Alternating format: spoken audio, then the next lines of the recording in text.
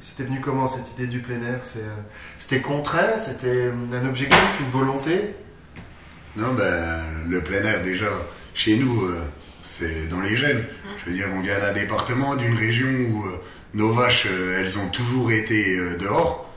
On se bat pour le faire, même si aujourd'hui on a contre-courant. Le modèle laitier français, c'est du zéro pâturage, des vaches qui savent plus ce que c'est que dehors. Alors que chez nous, on se bat pour qu'elles soient dehors le plus longtemps possible. Et puis c'est une obligation de notre cahier des charges.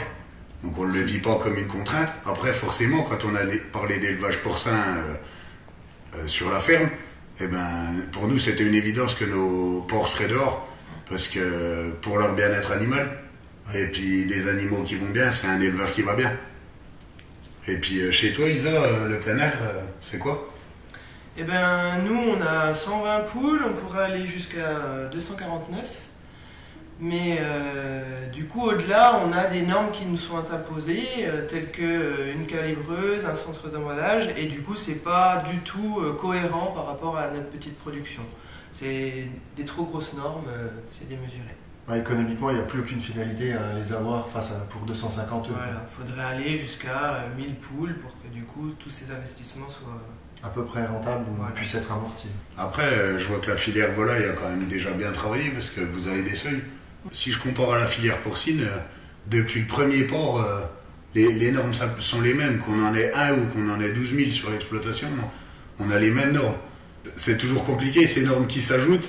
Et puis cette obligation de moyens plutôt que de résultats. Puis Nico, pour toi, les normes, qu'est-ce que...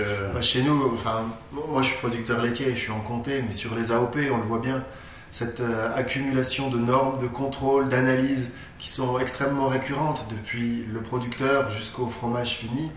On s'en sent les répercussions tous les jours. Sur les plus petits ateliers aujourd'hui, les nouvelles normes Morbier, elles sont excessives. L'impact économique, il est extrêmement important. Il fragilise les structures. Sur toutes nos fermes, on voit bien que la récurrence des analyses elle permet effectivement un bon suivi, une bonne traçabilité, mais on arrive dans des excès.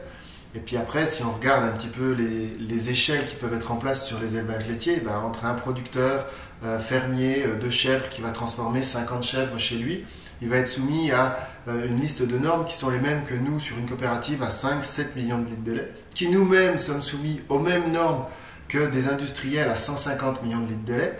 Et on voit bien qu'en fait, à un moment, il y a un décalage, c'est-à-dire que ce qui va être réalisable et acceptable sur un volume de 150 millions de litres de lait ne l'est plus du tout sur 5 millions de litres de lait et à l'extrême encore moins chez un producteur fermier.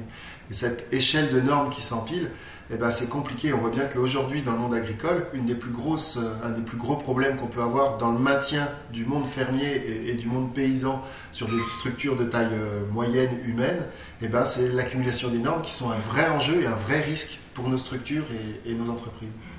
Donc pour en conclure sur les normes, il faut une obligation de résultats et pas de moyens, comme ce qu'a travaillé la Conf avec une grille d'évaluation des risques. Comme sur nos fermes, on sait faire les diagnostics d'évaluation des risques pour nos salariés. À la Conf, on a créé la grille d'évaluation des risques pour que si le risque est fort, on ait un moyen à mettre en face. Si le risque est faible, il n'y a rien à mettre en place. Et la deuxième chose, c'est des seuils, une échelle de normes pour que les normes ne s'appliquent pas équivalentes entre une grosse exploitation, une petite ferme, une petite coop ou un gros industriel. Pour des normes en obligation de résultat et non obligation de moyens, et pour des normes proportionnelles à la taille des ateliers, votez Conf.